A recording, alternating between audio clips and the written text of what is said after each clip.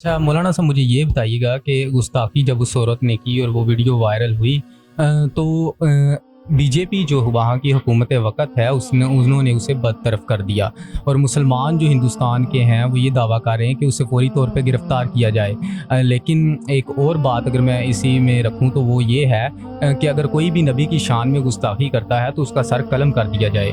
तो इसका क्या हुक्म है कि हिंदुस्तानी जो अदालत है वो उसे अपने कानून के तहत सज़ा दे या इस्लामी कानून के तहत सज़ा दे कि जो नबी की शान में गुस्ताखी करता है उसको जो है सज़ाए मौत दी जाए? देखिए कि जब हमारे अदालत में तो यही है कि मुसलमानों के नज़दीक जब भी कोई गुस्ताखी करता है, इसकी मुतअद्दिद नहीं कई सैकड़ों मिसालें मौजूद हैं, अहादीस तैयबात में मौजूद हैं, सियासत में मौजूद हैं, तारीख़ में मौजूद हैं कि अगर किसी ने कोई गुस्ताखी की है, यहाँ तक कि इब्न ख़तल जो था उसने नबी अकरम सल्लल्लाहु अलैहि वसल्लम की शान में गुस्ताखी की थी। फ़तह मक्का के दिन जब नबी पाक सल्लल्लाहु अलैहि वसल्लम फ़तह मक्का में दाखिल होते हैं और तमाम आपका लश्कर वहाँ दाखिल होता है, तो सरकार दो आलम सल्लल्लाहु अलैहि वसल्लम को ख़बर दी जाती है कि इब्न ख़तल जो है वो काबा के पर्दों में छुपा हुआ है। छुपा इसलिए था कि हरम की सरजमीन जो है, हरम का जो हिस्सा है उसके अंदर किसी किस्म का खून बहाना जायज़ नहीं है, बल्कि बाल उखेड़ना तक जायज़ नहीं, एक जूं को मारना, कीड़ी चूंटी को मारना भी जायज़ नहीं है।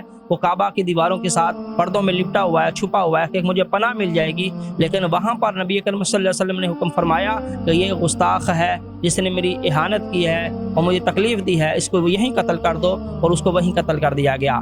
गुस्ताख को तो पनाह जो है खाना काबा की दीवारों में भी नहीं है, हरम काबा में भी नहीं है, जय कि दुनिया के किसी कोने में हो।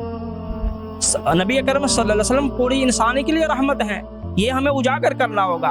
सरकार दो आलम सल्लल्लाहु अलैहि वसल्लम पूरी इंसानी के लिए रहमत हैं। आप काफरों के लिए रहमत हैं, हिंदुओं के लिए रहमत हैं, सिखों के लिए रहमत हैं, मजूसियों के लिए रहमत हैं, आप ईसाइयों के लिए रहमत हैं, यहूदियों के लिए रहमत हैं। नबी पाक सल्लल्लाहु अलैहि वसल्लम कायनात की हर शय के लिए रहमत हैं।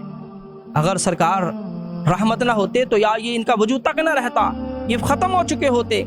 इनको मौका दिया गया, आज तौबा कर लें, आज माफ़ी मांग लें, आज इस्लाम कबूल कर लें, आज राह हक पे वापस आ जाएं। लेकिन हट दर्मी की कोई हद होती है, यहाँ से भी ज़्यादा आगे जा चुके हैं। और इसलिए इस्लाम की तो ये हद है कि जो बंदा ऐसा करेगा उसको ये सज़ा दी जाएगी। एक हज़रत इब्न अब्बास रज़ी अल्लाह ताला बयान फरमाते हैं कि एक सहाबी थे, उनकी वो नबीना थे और उनकी एक लौंडी थी जो कि जिससे उस सहाबी के बच्चे भी थे, दो बड़े खूबसूरत। वो नबीना सहाबी कहते हैं कि वो अक्सर नबी पाक के बारे में उसने नाज़िबा कलिमात कहने। एक दिन तो हद कर दी, कहने लगे मुझसे रहा ना गया, बर्दाश्त ना हुआ, मैंने उसके पेट को चीड़ दिया और उसकी ऊपर बैठ गया और वो दुनिया से रुखसत हो गई, वासल जहन्नम हुई। तो सुबह जब शोर बरपा हुआ कि इसको किसी ने कत्ल कर दिया है, कत्ल कर दिया है, नबी अकरम सल्लल्लाहु अलैहि वसल्लम सहाबा करम को बुलाया, सबको इकट्ठा किया, बताओ किसने कत्ल किया है, और वो सामने आके इसका वाज़े करे कि किसने कत्ल किया है।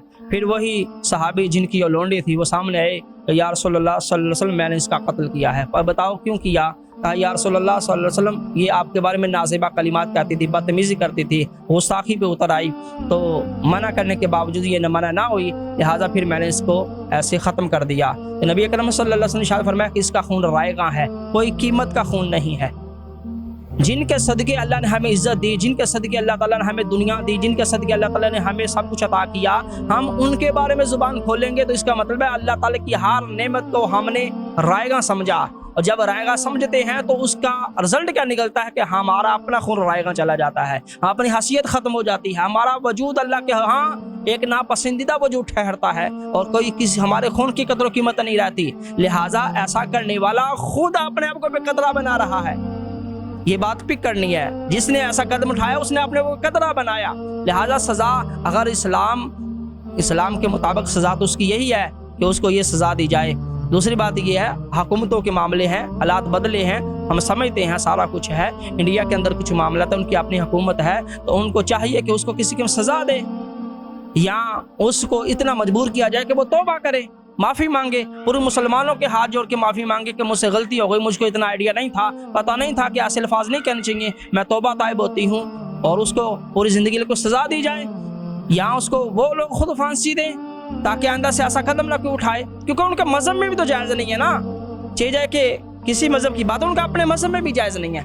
लिहाजा وہ ہمیں تو نہیں دیں گے کہ آپ اس کو سزا دیں. پھر ہوتا یہ ہے کہ پھر کوئی مسلمان اٹھتا ہے اور اس کو قتل کر دیتا ہے. اس کی وجہ کیا بنتی ہے کہ عدالتیں ساتھ نہیں دیتی, وجہ یہ بنتی ہے کہ وہاں کی حکومتیں ساتھ نہیں دیتی, پھر نتیجہ یہ نکلتا ہے. لیکن بہتر یہی ہے کہ ان کی جو حکومت ہے اس کو کوئی قدم اٹھانا چاہیے سخت, جس سے مزید ایسے معاملات سامنے نہ آئیں, تاکہ کسی نہ ان کو نقصان پہنچے نہ کسی مسلمان کی دل آزاری. جی تو ناظرین, بالکل ختم نبوت کا جو معاملہ ہوتا ہے وہ بہت ہی سنجیدہ معاملہ ہوتا ہے, اور کوشش کی مولانا صاحب نے کہ وہ کھل کے جو ہے پورا جو بھی معاملات ہیں اس کے اوپر اپنا جو ہے موقف رکھیں. تو اسی کے ساتھ میں ویڈیو کا اختتام کرتا ہوں. آپ لوگوں نے چینل کو سبسکرائب کر لینا ہے اور ویڈیو کو لائک کر لینا ہے. اللہ حافظ.